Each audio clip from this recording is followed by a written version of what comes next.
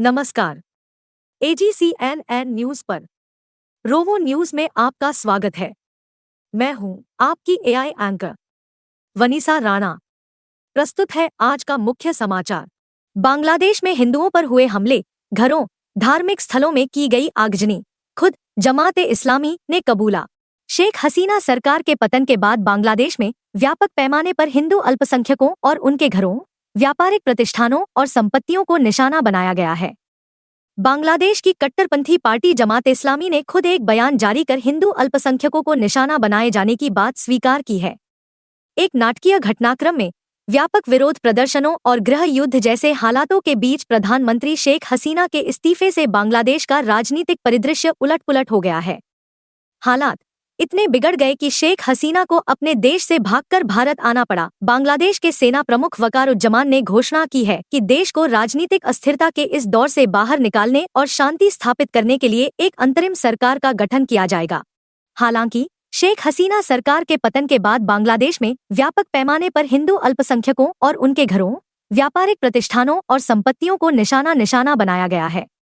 बांग्लादेश की कट्टरपंथी पार्टी जमात-ए-इस्लामी ने खुद एक बयान जारी कर हिंदू अल्पसंख्यकों को निशाना बनाए जाने की बात स्वीकार की है। जमात-ए-इस्लामी ने कहा है, कुछ व्यक्तियों के भड़काऊ भाषण के कारण उपद्रवियों के एक समूह ने शहरों, बंदरगाहों, गांवों में तोड़फोड़ शुरू कर दी। कुछ इलाकों में सरकारी इमारतों, विरोधियों के घरों और विभिन्न धर्मों के पूजा स्थलों पर हमले हुए हैं। लूटपाट और आगजनी की घटनाएं भी हुई हैं। एक समझदार व्यक्ति ये काम नहीं कर सकता। जमात-ए-इस्लामी ने कहा, हमने कई बार उपद्रवियों की इन हरकतों की निंदा की है और अब भी कर रहे हैं। इन परिस्थितियों में हमने देशवासियों के साथ साथ अपने संगठन की सदस्यों से सभी धर्मों के लोगों की संपत्तियों की रक्षा में संरक्षक की भूमिका निभाने का आह्वान किया है। हमारे देश में कोई भी बहुसंख्यक या अल्पसंख्यक नहीं है। इस देश में जन्म लेने वाले सभी लोग जाति, धर्म और वर्ण से परे इस देश के नागरिक हैं और सभी को समान अधिकार प्राप्त हैं। अतः बहुमत या अल्पमत का प्रश्न अमान्य है। बांग्लादेश के प्रमुख अखबार द डेली स्टार ने कल अपनी रिपोर्ट में कहा था कि देश के कम से कम 27 जिलों में भीड़ ने हिंदू घरों और व्यापारिक प्रतिष्ठानों पर हमले किए, तोड़फोड़ और आगजनी की और सामान लूट लिया।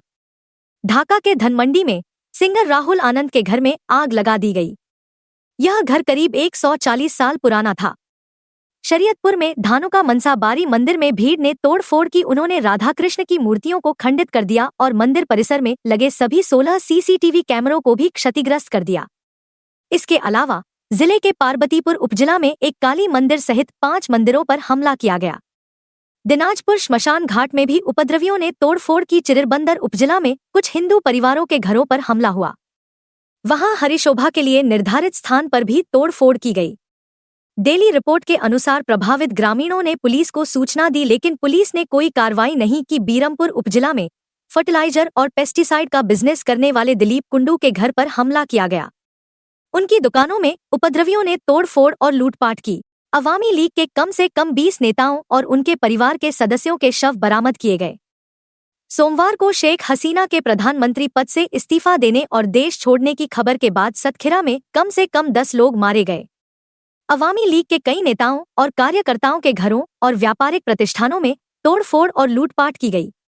कम से कम 27 जिलों में इसी तरह की घटनाएं दर्ज की गई हैं। कई पुलिस स्टेशनों में आगजनी, हथियार और गोला बारूद लूटे जाने से राजधानी ढाका और देश के अन्य हिस्सों में लोगों, खासकर अल्पसंख्यक हिंदुओं के बीच गंभीर असुरक्षा की भावना है। आज के लिए बस इतना ही। मुझे दीजिए इजाजत। नमस्कार।